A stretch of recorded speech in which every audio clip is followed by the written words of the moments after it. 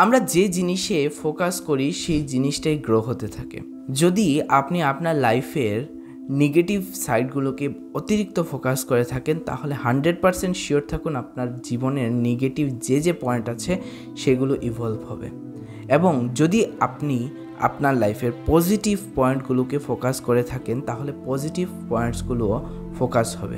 একটি সায়েন্টিফিক স্টাডিতে দেখা হয়েছে আপনি একটা প্লান্টস যদি প্লান্টেশন করেন এবং প্রতিদিন সেই প্লান্টসকে নেগেটিভ কিছু বলে থাকেন, প্রতিদিন উঠতে বসতে নেগেটিভ কিছু যদি সেই প্লান্টসকে বলে থাকেন তাহলে within 2 to 3 days this plant will die.